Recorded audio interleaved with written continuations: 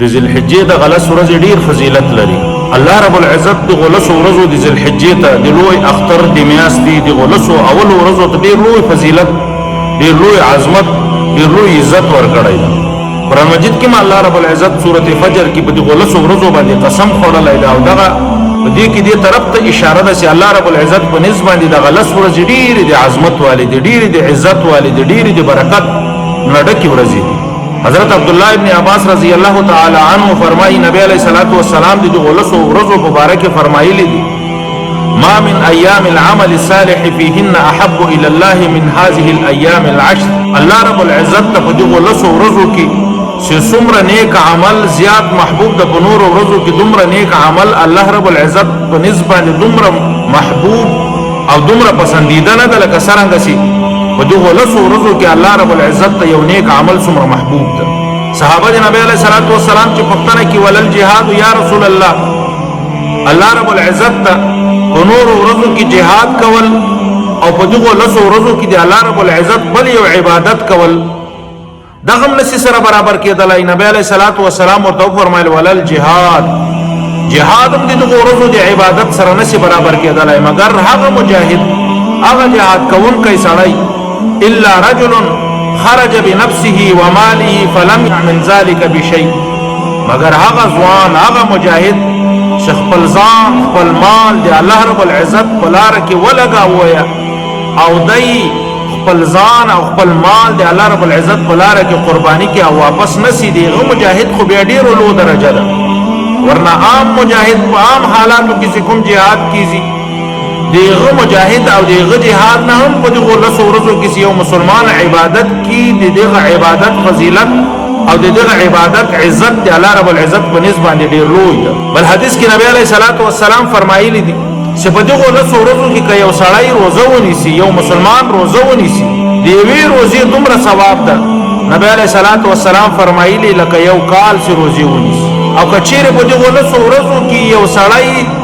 یو شپه دی الله رب العزت عبادت کوي، د غیوي شپې د عبادت دومره ثواب ده لکه یو سړی چې ليله القدر شپه کې عبادت دومره الله رب العزت ته غلس ورځو ته عزت ورکړی ده، دومره عظمت ورکړی ده، دومره بهتري ورکړی ده. دا په دې امت باندې د الله رب العزت ډیر لوی خصوصي فضل ده چې الله رب العزت د اوقات، د ساعتونه، د وختونه، د میاشتې، د ورځې، د شپې الله رب العزت ورکړي چې په غوش په غو ساعاتو کې ډیر کم وخت انسان عبادت کوي الله رب العزت ډیر لوړ مرتبه ورکړي. حضرت شیخ عبدالقادر جیلانی رحمه الله په خپل کتاب غنیت الطالبین کې دغه لسو ورځو برکت ذکر کړی ده. کوم انسان چې دغه لسو ورځو عزت کوي، دغه لسو ورځو قدر کوي، د ګناهونو ځان وساتي، شیخ عبدالقادر جیلانی رحمه الله فرمایي چې الله رب العزت په دته لس قسم انعام ورکړي، الله رب العزت په دته لس قسمه برکتونه ورکړي. شیخ عبدالقادر جیلانی رحمه الله فرمایي کوم انسان چې د غلط ورځو عزت وکوي، قدر وکوي، عبادت وکوي، د الله رب العزت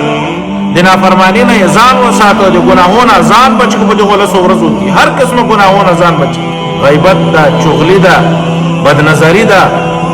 نور حرام کارونه دي دغه ځان بچ کی. حضرت شیخ عبدالقادر جیلانی رحمه الله فرمایي چې الله رب العزت په دته لس قسم انعامات، لس قسم عزتونه ورکي. اول الله رب العزت په دغه عمر کې برکت واچي. دوم الله رب العزت په دغه مال کې برکت واچي، دغه مال کې به الله رب العزت برکت واچي. دریم الله رب العزت په دغه د اهل او عیال حفاظت. سلام الله رب العزت په دغه ګناهونه معاف کی. کوم انسان چې دغه له ورځو قدر او عزت او الله رب العزت په دغه ګناهونه ورته معاف کی. بنظام الله رب العزت په دغه کوي د چنت کی زیاتی به کی کمی نه کوي به کړي، لیکن الله رب العزت په دغه عمل نامه کی زیات نه کوي ورته ولي، نیک اعمال به زیات. شپږم د مرګ په وخت کې د نزع په حالت کې د زړکدن په حالت کې به الله رب العزت له سره د اسانی والا معامله وکړي. کله چې سا اوزی کله چې په دبا د زړکدن راسي، زړکدن به ډیر آسان وي. هغه سخت وخت د زړکدن به الله رب العزت ډیر ورته آسان وي. وم د قبر هغه تور شپې به الله رب العزت قرانا ورته بدلی. اتم د قیامت په ورځ باندې به چې کله نیک اعمال تلل کیږي په تل د میزان کې به الله رب العزت د نیک اعمال زیات کی، د هغه د نیک اعمالو کومه ترازو سي د کومه تله سي د کومه پلړه سي د الله رب العزت په هغه درنه کې او بد اعمال ګناهونه دې سپکس نم الله رب العزت به د جهنم نه بچ کی د جهنم نه به الله رب العزت ته نجات ورکړي د جهنم نه به الله رب العزت دای محفوظ کی و به ساتي او لسم الله رب العزت به دای جنت ته داخل د دغه لسو ورځو په وجه سره به الله رب العزت دغه لس انعامات ته ورکړي کوم انسان چې دغه لسو ورځو قدر او کوی د ذل حجې دغه لسو ورځو قدر او کوی عزت او کوی عبادت